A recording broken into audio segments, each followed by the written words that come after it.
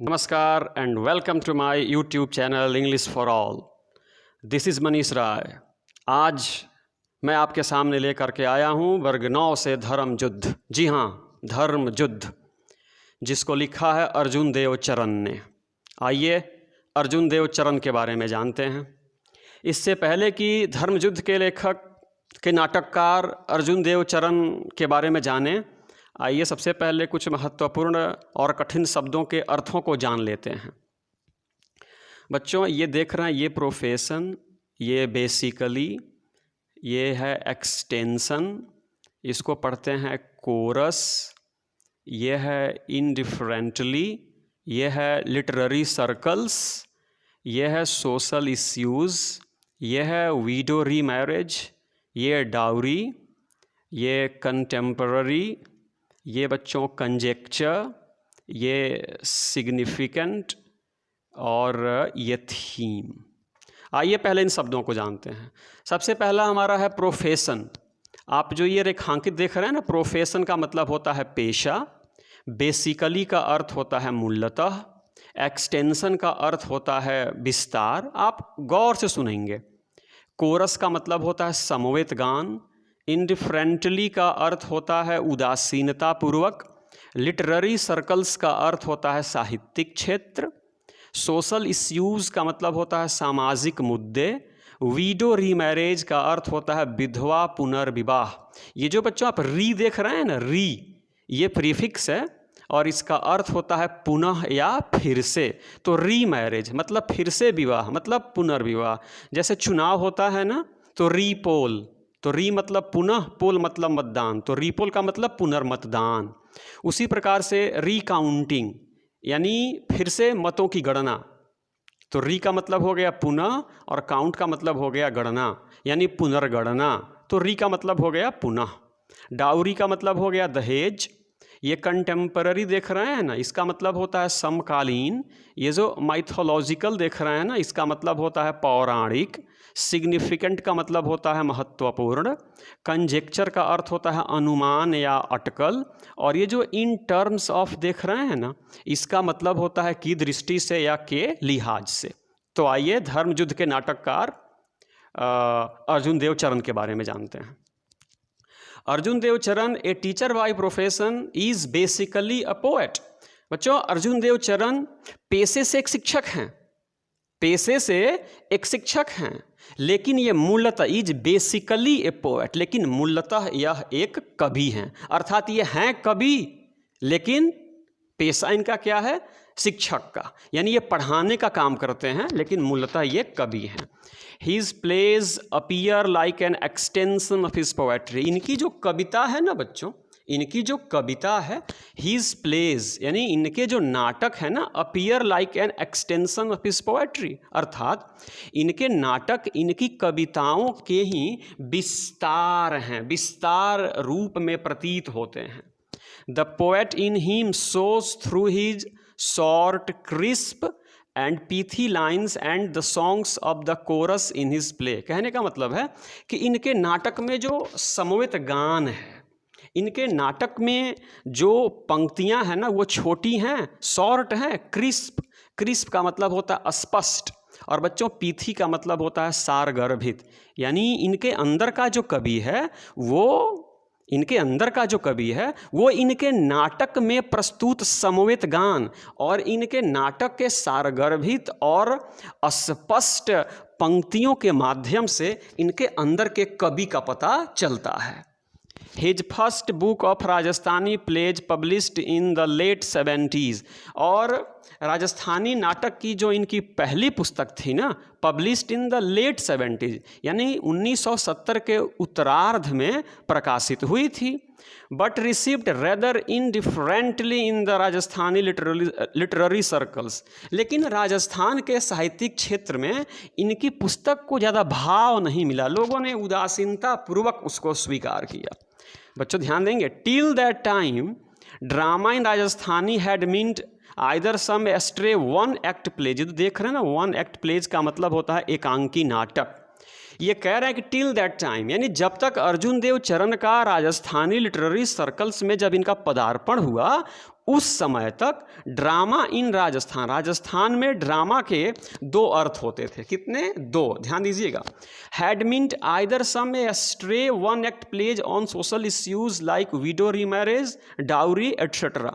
यानी उस समय तक राजस्थानी साहित्यिक क्षेत्र में नाटक का अर्थ होता था सम एस्ट्रे, यानी एस्ट्रे का मतलब होता है भटका हुआ, वो भटका हुआ एकांकी नाटक जो विधवा, पुनर्विवाह और दहेज पे होता था, और एक दूसरा द फॉक प्लेज, और दूसरा एक लोक नाटक होता था based on historical and mythological themes, जो ऐतिहासिक और पौराणिक विषयों पे आधारित था। कहने का मतलब है कि अर्जुन देव चरण जब एक नाटककार के रूप में, जब एक कवि के रूप में जब मशहूर हो रहे थे, उस समय तक राजस्थान में नाटक के दो अर्थ होते थे। एक कि सामाजिक मुद्दे जैसे विधवा, पुनर्विवाह और दहेज पे वो भटका हुआ एकाकी नाटक बनता था, या दूसरा नाटक जो ऐतिहासिक और पौराणिक विषयों पे आधारित होता था। इसी प्रकार के नाटक इनके आगमन तक राजस्थान में बनते थे। A full-length play on a contemporary theme was beyond conjecture। लेकिन अगर आप उस दौरान एक फुल लेंथ प्ले की बात करें, एक लंबा नाटक की बात करें on A contemporary theme, contemporary theme का मतलब होता है समकालीन विषय पे अगर आप नाटक की बात करें तो दैट वाज बियॉन्ड कंजेक्चर। उस समय के लोग इसके बारे में सोच भी नहीं सकते थे, इसका अनुमान भी नहीं लगा सकते थे कि इस प्रकार के नाटक का भी निर्माण किया जा सकता है, ऐसी उम्मीद भी नहीं थी। However, Arjun's arrival on the scene is significant, not only in terms of dramatic literature but also of modern theater। लेकिन अर्जुन देव चरण का जब पदार्पण होता है ना, जब अर्जुन देव चरण का बच्चों जब पदार्पण होता है तो वो पदार्पण इज सिग्निफिकेंट, वो बड़ा महत्वपूर्ण होता है। Not only in terms of dramatic literature, केवल नाटकीय साहित्य में ही नहीं, but also of modern theatre, आधुनिक थिएटर में भी इनका पदार्पण बड़ा महत्वपूर्ण होता है। आइए अर्जुन देव चरण के कुछ महत्वपूर्ण रचनाओं के नाम हम आपके सामने प्रस्तुत करते हैं। वो हैं दो नाटक आज का, गुआरी एंड संकारियो, बोल मारी मछली कित्तुक पानी, धर्मयुद्ध एंड मुगती गथा। ये कुछ रचनाएं हैं बच्चों अर्जुन देव चरण की। अब आइए आगे बढ़ते हैं। Dharmayuddha is a story of Padma. ये तो धर्मयुद्ध पढ़ने जा रहे हैं ना, बहुत गौर से सुनिएगा। यह एक लड़की की कहानी है, ये यंग गर्ल, एक नवयुवती की कहानी है। एजुकेटेड थ्रू स्क्रिप्चर्स, ये जो स्क्रिप्चर्स देख रहे हैं ना, इसका मतलब होता है एपिक्स, महाकाव्य, शास्त्र। ये जो कहानी है धर्मयुद्ध एक नवयुवती की है जिसका नाम पद्मा है। वो रामायण और महाभारत पढ़ चुकी है, वह रामायण और महाभारत की जानकार है, उसकी वो ज्ञाता है। She feels aggrieved and agitated. बच्चों जो अग्रीव्ड देख रहे हैं ना, इसका मतलब होता है अनुचित व्यवहार के कारण क्रोधित, और एजिटेटेड का मतलब होता है परेशान या उत्तेजित। तो शी फील्स अग्रीव्ड, पद्मा जो है ना वह समाज के अनुचित व्यवहार के कारण बड़ा क्रोध महसूस करती है, वह क्रोधित रहती है, एंड एजिटेटेड और परेशान भी रहती है बाय द अनचैरिटेबली ऑर्थोडॉक्स एटीट्यूड। ये देखेंगे बच्चों, अनचैरिटेबली ऑर्थोडॉक्स एटीट्यूड। अनचैरिटेबली का मतलब होता है कठोर, ऑर्थोडॉक्स का मतलब होता है रूढ़िवादी या परंपरावादी, एटीट्यूड का मतलब होता है व्यवहार। यानी वो लड़की जो पद्मा है, जो रामायण पढ़ी है, महाभारत पढ़ी है, वह बच्चों बड़ी ही परेशान है, वह बड़ी ही समाज से नाराज है, क्रोधित है। पता है क्यों? क्योंकि समाज का महिलाओं के प्रति जो कठोर परंपरावादी जो आचरण है ना, यानी समाज का महिलाओं के प्रति जो कठोर रूढ़िवादी व्यवहार है ना, इस व्यवहार को देख करके रामायण और महाभारत जैसे महाकाव्यों को पढ़ने के बाद शिक्षित हुई लड़की बहुत ही क्रोधित है, बहुत ही परेशान है। And she repeatedly questions her parents and her teachers, और वह बार बार अपने मम्मी से, अपने पापा से, अपने शिक्षकों से वो सवाल पूछती है about the rights and identity of a woman. बच्चों, राइट्स का मतलब अधिकार, आइडेंटिटी का मतलब पहचान। वह अपनी मम्मी से, वह अपने फादर से, वह अपने टीचर से लगातार सवाल पूछती है कि मुझे बताया जाए कि व्हाट इज़ द राइट्स, कि महिलाओं के अधिकार क्या हैं, what is the identity of a woman, महिलाओं की पहचान क्या है, and asks them whether her identity is subject to her marriage। और आगे पूछती है कि मम्मी मुझे बताओ, पिताजी मुझे बताइए, शिक्षक जी मुझे बताइए कि क्या महिला की पहचान शादी से है। इस प्रकार के प्रश्न यह नवयुवती अपने मम्मी पापा से पूछती है। तो आइए अब नाटक की शुरुआत करते हैं। और इस नाटक के बच्चों 3 कैरेक्टर्स हैं, एक पद्मा है, एक पद्मा की मम्मी है और पद्मा के पिताजी हैं। तो नाटक की शुरुआत होती है। बच्चों, आप लोग भी सुने होंगे कि आपके परिवार में भी महिलाओं को राजू की माँ या मोहन की माँ कह के बुलाया जाता है, या उनको मिसिस तिवारी, या उनको मिसिस पांडे, या उनको मिसिस मोहन इत्यादि कह के पुकारा जाता है। उनको कभी उनके नाम से पुकारा नहीं जाता। इसी बात से इस पद्मा को चीड़ है। आइए देखते हैं यह अपने चीड़ को कैसे व्यक्त करती है। पद्मा माँ से कहती है, mother what is the identity of a woman. माँ मुझे बताओ, माँ मुझे बताओ आज कि महिला की पहचान क्या होती है। रामायण महाभारत पढ़ने के बाद, तमाम शास्त्रों को पढ़ने के बाद यह नवयुवती अपने माँ से सवाल पूछती है, माँ tell me what is the identity of a woman. माँ मुझे बताओ कि महिला की पहचान क्या होती है। माँ, why do you ask that, क्यों पूछती हो तुम ऐसा क्यों पूछती हो। माँ कह रही हैं, Padma, how am I different from others. माँ मुझे बताओ कि आज मैं दूसरों से अलग कैसे हूं। बच्चों, डिफरेंट का मतलब होता है अलग। माँ मुझे बताओ कि मैं दूसरों से अलग कैसे हूं। माँ जवाब देती हैं, सुनिएगा, you are my daughter, our only child and your father's darling.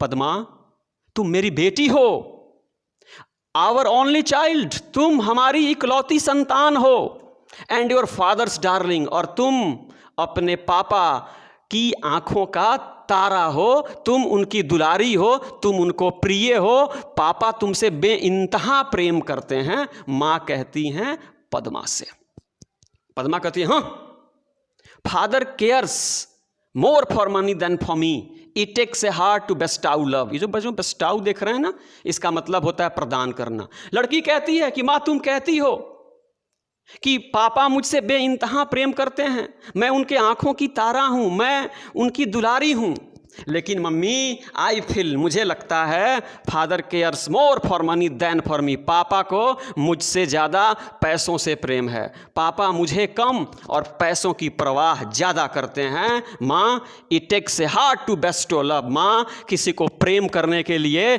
दिल की आवश्यकता होती है, हृदय की आवश्यकता होती है, और तुम कहती हो कि पापा मुझसे ज़्यादा प्रेम करते हैं। अरे पापा मुझसे कम और पैसों से ज़्यादा प्रेम करते हैं, क्योंकि प्रेम करने के लिए दिल चाहिए, पैसा नहीं चाहिए। माँ, अच्छा ऐसी बात है। फॉर हुम डज ही सेव, तो मुझे बताओ पद्मा कि तुम्हारे पापा अगर पैसे कमाते हैं और कमा करके पैसे बचाते हैं तो फॉर हुम डज ही सेव, किसके लिए बचाते हैं, मुझे बताओ, तुम्हारे पापा पैसे किसके लिए बचाते हैं। He does all this only for your sake। जो बच्चों देख रहे हैं ना, for your sake, इसका मतलब होता है तुम्हारी खातिर। अगर पापा धन कमाते हैं ना, अगर बचाते हैं तो सिर्फ और सिर्फ तुम्हारे लिए। You should not have think that I have no heart। तुम्हें ये नहीं सोचना चाहिए मेरी बेटी कि मेरे पास दिल नहीं है। Padma, I didn't say it of you। माँ, ये दिल वाली जो बात है ना, मैंने तुमको नहीं कहा, यह बात मैंने पिताजी को कहा है, तुमको नहीं कहा। मां को बुरा लगता है। मां क्या कहती है, सुनिए। मां कहती है, आई am not in any way different from him, my identity is linked with his and I cherish the bond. बच्चों, मां कहती है, अरे तुम कह रही हो कि पापा के पास दिल नहीं है, तुम मुझ में और पापा में विभेद कर रही हो। तुम सुन लो, I am not in any way different from him, मैं तुम्हारे पापा से किसी भी प्रकार से अलग नहीं हूं। हम लोग दो जिस्म और एक जान हैं।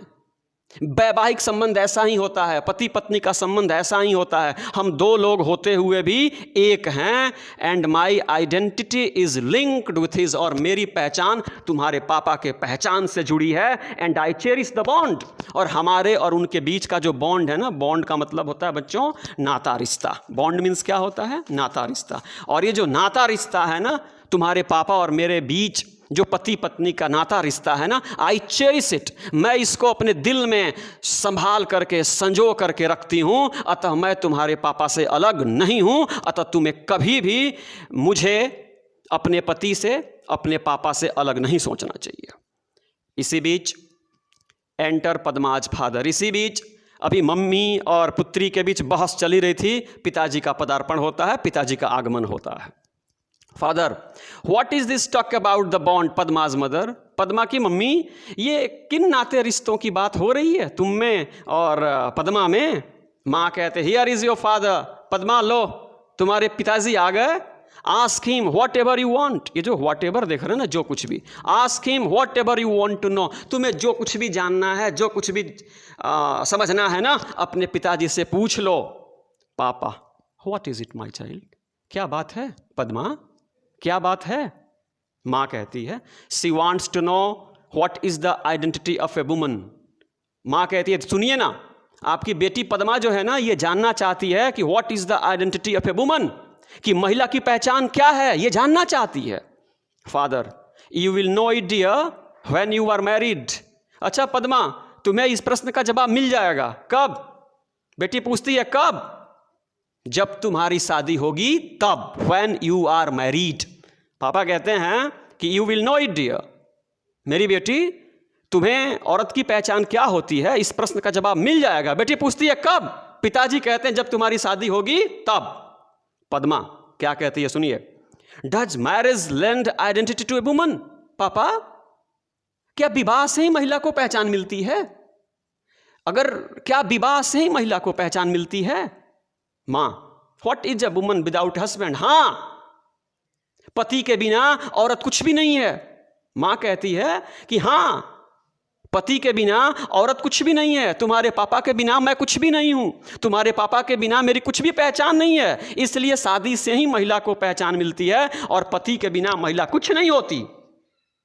तब पद्मा कहती है what if one doesn't get married? अच्छा मां, पति के बिना पत्नी कुछ नहीं होती, पुरुष के बिना औरत कुछ नहीं होती, तो मुझे बताओ what if one doesn't get married? तो ये बताओ कि अगर कोई शादी न करे तो वो क्या है? क्या वो महिला नहीं है? क्या वो औरत नहीं है? क्या वो पशु हो जाती है?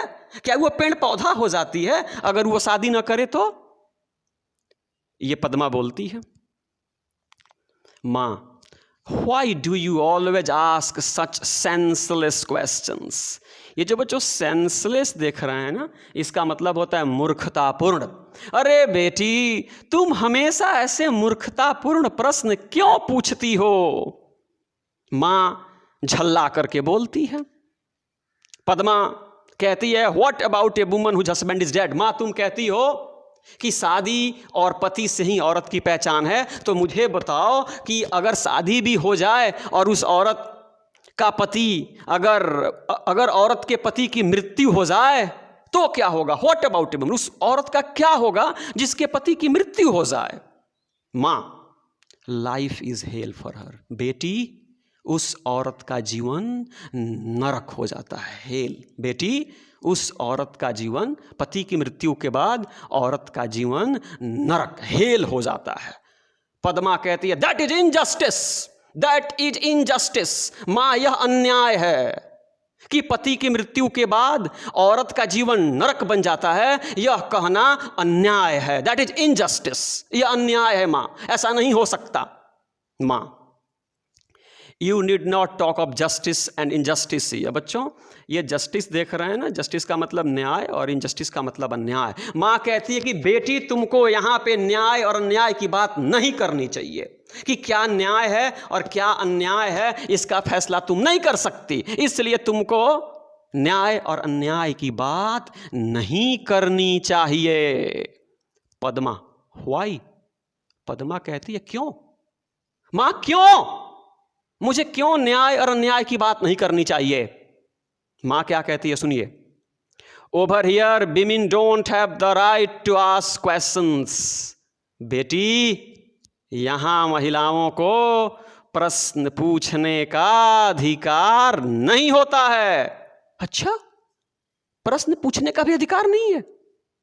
बेटी कहती है, then tell me what right do they have then. तब मुझे मां बताओ कि जब प्रश्न पूछने का भी हक नहीं है हम लोगों को, तो फिर कौन सा हक है हम महिलाओं के पास? मुझे बताओ।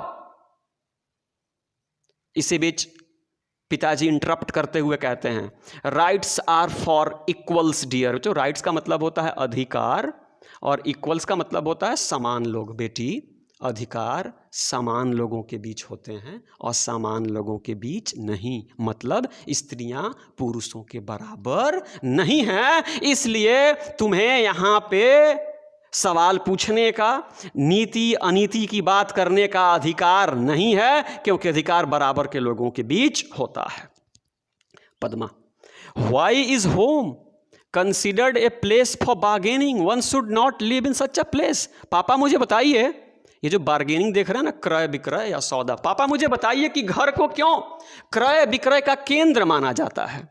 यहाँ हमारे पास अधिकार भी नहीं है, हम प्रश्न भी नहीं पूछ सकते, हम जस्टिस और इनजस्टिस की बात भी नहीं कर सकते। तो फिर one should not live in such a place. तो किसी व्यक्ति को ऐसे स्थान पे नहीं रहना चाहिए जहाँ वो न प्रश्न पूछ सके, जहाँ पे न उसको कोई अधिकार प्राप्त हो, जहाँ पे न वो न्याय और अन्याय की बात कर सके। ऐसे स्थान पे व्यक्ति को नहीं रहना चाहिए, और यही कारण है कि घरों को क्रय विक्रय का स्थान माना जाता है।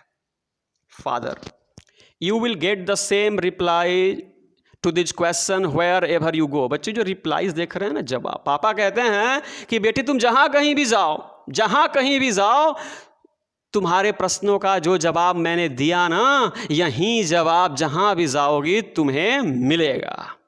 पद्मा, पापा मैं आपको बताती हूं कि औरत की पहचान क्या होती है। मैं बताऊंगी आपको। But the identity of a woman is the identity of the human race. जो बच्चे ह्यूमन रेस देख रहे हैं ना, मानव जाति, पापा मैं बता रही हूं आपको कि औरत की पहचान क्या होती है। The identity of a woman is the identity of the human race. पापा, औरत की पहचान मानव जाति की पहचान है। अगर औरत नहीं रही तो मानव जाति का नाश हो जाएगा, सर्वनाश हो जाएगा, मानव जाति इस धरती से मिट जाएगी। अतः स्त्री की पहचान उसके शादी से नहीं, उसके पति से नहीं, बल्कि मानव जाति की पहचान से स्त्री की पहचान जुड़ी है। कान खोल के सुन लीजिए। ए सोसाइटी सन्स विमेन, ये जो सेंस देख रहे हैं ना, इसका मतलब होता है विदाउट, बिना। पापा, औरत के बिना समाज का निर्माण हो सकता है क्या? पापा, औरत के बिना परिवार बन सकता है क्या? अतः औरत की पहचान पति नहीं है, शादी नहीं है, औरत की पहचान मानव जाति की पहचान है। फादर क्या कहते हैं सुनिए, that is why they say that marriage lands this identity. यही तो कारण है कि ये कहा जाता है कि विवाह से ही औरतों को पहचान मिलता है। बच्चों, जो अंतिम 3 पंक्तियां हैं ना, इसको बड़ी सावधानी से आप देखेंगे। पद्मा क्या कहती है सुनिएगा, so if a girl doesn't get married she has no identity. पापा, इसका मतलब हुआ कि अगर लड़की शादी नहीं करे, गेट मैरिड का मतलब होता है विवाह करना, अगर लड़की शादी नहीं करे तो उसकी कोई पहचान नहीं है। इसका मतलब यही ना हुआ कि अगर औरत शादी ना करे तो उसकी अपनी कोई पहचान नहीं है। पापा, why is it that an unmarried man is venerated and called saint while an unmarried woman is called immoral and wanton? पापा मुझे बताओ कि एक अविवाहित व्यक्ति, एक अविवाहित पुरुष, अनमैरिड मैन, अविवाहित पुरुष, मुझे बताओ पिताजी, मम्मी तुम भी बताओ, तुम तो स्त्री हो, तुम तो बताओ कि why is that, ऐसा क्यों है that an unmarried man, कि एक अविवाहित पुरुष is venerated, एक अविवाहित पुरुष की पूजा होती है, लोग उसका सम्मान करते हैं, लोग उसको श्रद्धा भरी नजरों से देखते हैं, वो सेंट बन जाता है, वो संत बन जाता है। और उसको समाज में बड़ा ऊंचा दर्जा प्राप्त हो जाता है। व्हाइल एन अनमैरिड वुमन, जबकि एक अविवाहित स्त्री इज कॉल्ड इमोरल, जबकि एक अविवाहित स्त्री को चरित्रहीन कहा जाता है, उसको भ्रष्ट कहा जाता है, उसको वांटन आवारा कहा जाता है। माँ, तुम तो स्त्री हो, तुम तो मुझे बताओ कि अगर पुरुष की शादी नहीं हुई तो वह संत बन गया, उसकी पूजा शुरू हो गई, उसका सम्मान शुरू हो गया, और एक स्त्री की शादी नहीं हुई तो वह आवारा हो गई, वह चरित्रहीन हो गई, वह भ्रष्ट हो गई, वह व्यभिचारिणी हो गई। ये क्या है माँ? माँ और पिता बच्ची के बाउंसर्स को झेल नहीं पाते हैं, एकदम खामोश हैं। मैं भी जानना चाहता हूं कि पता नहीं क्यों यह जो हमारा समाज है ना, यह इज्जत को, प्रतिष्ठा को, आबरू को महिलाओं से जोड़ देता है और पुरुषों को इससे मुक्त कर देता है। आप भी सोचिए कि क्यों प्रतिष्ठा, इज्जत, आबरू को हम लोग हमेशा महिलाओं से ही जोड़ देते हैं और पुरुषों को इससे मुक्त कर देते हैं। सोचिएगा। इसी के साथ ही यह नाटक समाप्त हुआ। आई होप नाटक आपको अच्छा लगा होगा। अगर अच्छा लगा हो तो शेयर कीजिए, सब्सक्राइब कीजिए, कमेंट भी कीजिए और नाटक का आनंद लीजिए। जय हिंद।